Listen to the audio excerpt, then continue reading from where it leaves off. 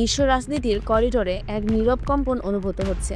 গভীর উদ্বেগের সাথে বিশ্ববাসী যখন মধ্যপ্রাচ্যের দিকে তাকিয়ে আছে, তখন সেখানে প্রযুক্তি আর সামরিক শক্তির এমন এক নতুন মাত্রা যোগ করেছে ক্ষমতাধর রাষ্ট্র ইরান, যা আন্তর্জাতিক মহলে এক নতুন আতঙ্কের জন্ম দিয়েছে।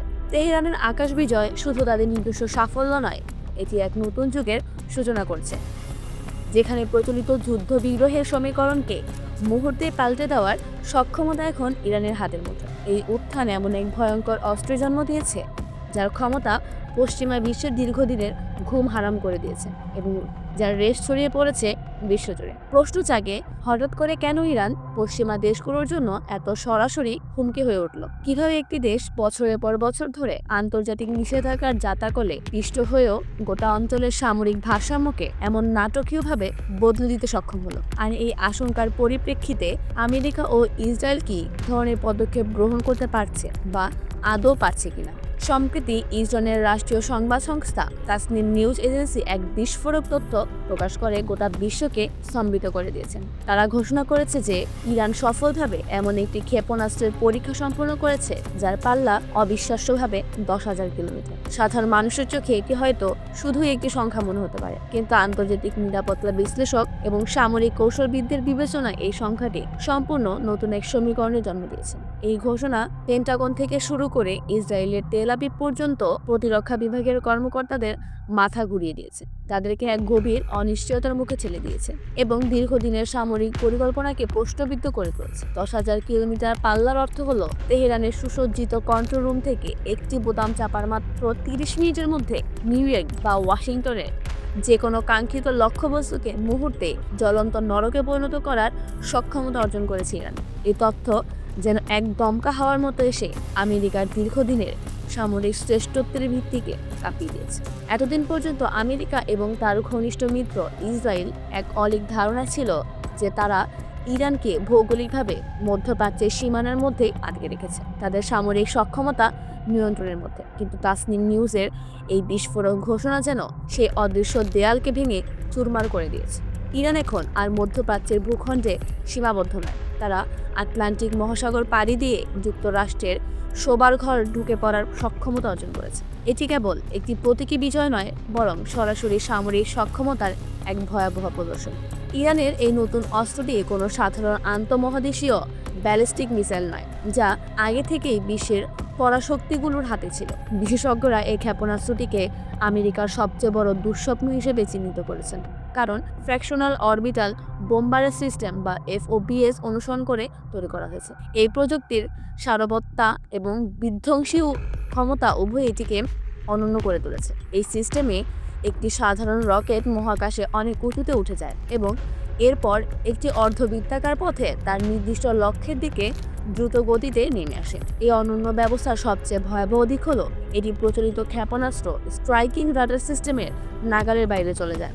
এর সহজ মানে হলো এই ক্ষেপণাস্ত্রকে কোনো ধরনের আকাশ প্রতিরক্ষা ব্যবস্থা দিয়ে শনাক্ত করা বা প্রতিরোধ করা কার্যত অসম্ভব। ইরান কার্যকরভাবে এমন এক অপ্রতিরোধ্য মিসাইল বানিয়ে ফেলেছে, যা দিয়ে ইসরায়েল তো নিমিষেই, এমনকি সুদূর মার্কিন যুক্তরাষ্ট্রের মাটিতেও হামলা চালানোর সক্ষমতা অর্জন করল। এই প্রযুক্তিগত উল্লঙ্ঘন তাদের সামরিক মর্যাদাকে এক নতুন উচ্চতায় নিয়ে গেছে। এই FOBS মিসাইল মূলত একটি রকেট, যার প্রধান কাজ হলো একটি পারমাণবিক ওয়ারহেডকে পৃথিবীর নিম্নকক্ষে স্থাপন করা।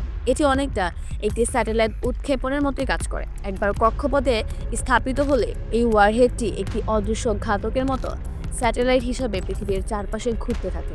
এর স্থিতিকাল কয়েক মাস থেকে শুরু করে এমনকি বছর পর্যন্ত হতে পারে, যা এটিকে এক সুদূর প্রসারী এবং নিরবিচ্ছিন্ন হুমকি হিসেবে বজায় রাখে।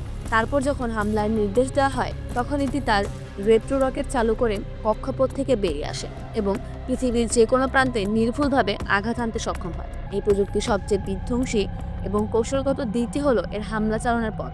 এটি দক্ষিণ মেরুর ওপর দিয়ে ঘুরে এসে আমেরিকার দক্ষিণ দিক থেকে হামলা চালাতে পারে।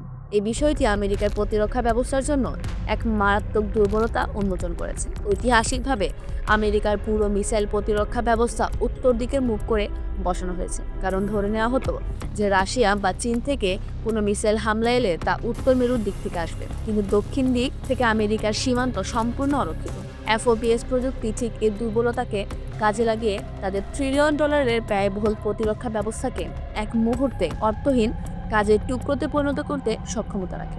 প্রশ্ন জাগে, কিভাবে ইতিহাসের সবচেয়ে কঠোর অর্থনৈতিক নিষেধাজ্ঞা এবং মার্কিন CIA ও ইসরায়েলের মোসাদের 24 ঘন্টার স্যাটেলাইট নজরদারি নিশ্ছিদ্র জাল ভেদ করে ইরান মহাকাশ যুদ্ধের এই ভয়ঙ্কর প্রযুক্তি অর্জন করলো। এই আপাত দৃষ্টিতে অসম্ভব প্রশ্নটির উত্তর লুকিয়ে রয়েছে নতুন বিশ্ব ব্যবস্থার মেরুকরণ এবং পরাশক্তিগুলোর মধ্যে ক্রমবর্ধমান ভূরাজনৈতিক বিভাজন। পেন্টাগনের বরাত দিয়ে ওয়াশিংটন পোস্টের একটি অনুসন্ধানী প্রতিবেদনে বলা হয়েছে, ইরানের এই সাফল্য কোনো একক অর্জন নয়, এটি আদতে রাশিয়া এবং চীনের সাথে প্রযুক্তির আদান প্রদানের এক সুদূরপ্রসারী ফল। ওয়াশিংটনের একক আধিপত্যবাদী দম্ভের বিপরীতে মস্কো এবং বেইজিং এখন প্রকাশ্যে তেহরানের পাশে এসে দাঁড়িয়েছে, যা বিশ্ব ক্ষমতার ভারসাম্যে এক নতুন মেরুকরণের ইঙ্গিত দিচ্ছে। বিশেষ করে চীন গোপনে মহাকাশে বড় ধরনের গবেষণা চালিয়ে আসছে দীর্ঘদিন ধরে। সে গবেষণার ফলস্বরূপ অর্জিত অত্যাধুনিক প্রযুক্তির একটি অংশ বেইজিং এবার ইরানের হাতে তুলে দিয়েছে। চীন ইরানকে দিয়েছে নির্ভুল গাইডের সিস্টেম এবং GPS এর বিকল্প হিসেবে তাদের নিজস্ব বেইডু নেভিগেশন সিস্টেম। এর সুবাদে ইরানের ক্ষেপণাস্ত্র এখন আর শুধুমাত্র একটি নির্দিষ্ট শহরের উপরে নয়, বরং একটি নির্দিষ্ট সামরিক ঘাঁটি, এমনকি একটি সুনির্দিষ্ট ভবনের উপরেও নিখুঁতভাবে আঘাত হানতে সক্ষম। এই নির্ভুলতা ক্ষেপণাস্ত্র যুদ্ধের ইতিহাসে এক নতুন দিগন্ত উন্মোচন করেছে। এর বিনিময়ে চীন ইরানের কাছ থেকে গুরুত্বপূর্ণ ভূ রাজনৈতিক সুবিধা আদায় করেছে, যার মধ্যে রয়েছে মধ্যপ্রাচ্যের ভূ রাজনৈতিক নিয়ন্ত্রণ এবং হরমুজ প্রণালীর মতো অত্যন্ত গুরুত্বপূর্ণ সামুদ্রিক রুটের নিয়ন্ত্রণ। দ্য ইকোনমিস্ট এর এক তথ্যের রিপোর্টে আরও বলা হয়েছে, চীন গোপনে ইরানের মিসাইল কর্মসূচিতে প্রায় $50 বিলিয়ন বিনিয়োগ করেছে, যা এই অংশীদারত্বের গভীরতা এবং গুরুত্বের প্রমাণ। ইরানের এই যুগান্তকারী ঘোষণার পর সবচেয়ে আশ্চর্যজনক এবং উদ্বেগজনক বিষয় হলো আমেরিকা এবং পেন্টাগনের রহস্যময় নীরবতা। মার্কিন স্ট্র্যাটেজিক্যাল কমান্ড এই বিষয়ে কোনো আনুষ্ঠানিক বিবৃতি দেয়নি, যা তাদের স্বাভাবিক প্রতিক্রিয়ার সম্পূর্ণ বিপরীত। হোয়াইট হাউস শুধু জানিয়েছে যে বিষয়টি তারা খতিয়ে দেখছে।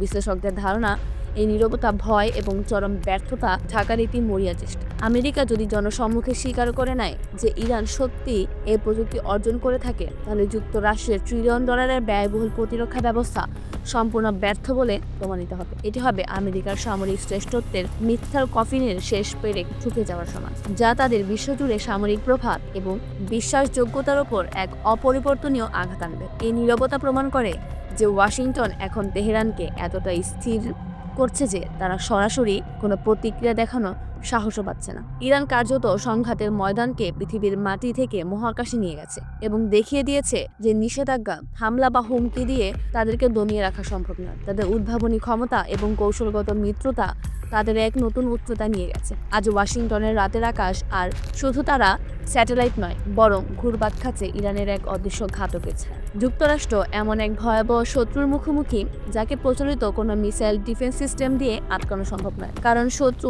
এখন তাদের ভৌগোলিক সীমানায় নেই, তাদের মাথার ওপর শত শত কিলোমিটার ওপরে মহাকাশে অদৃশ্যভাবে অবস্থান করছে। এই নতুন বাস্তবতায় বিশ্বের ভূ রাজনৈতিক প্রেক্ষাপটকে নতুন করে সংজ্ঞায়িত করছে, যেখানে সামরিক শক্তি এবং প্রযুক্তিগত উদ্ভাবন ক্ষমতার ভারসাম্যকে সম্পূর্ণ নতুনভাবে চিত্রিত করছে।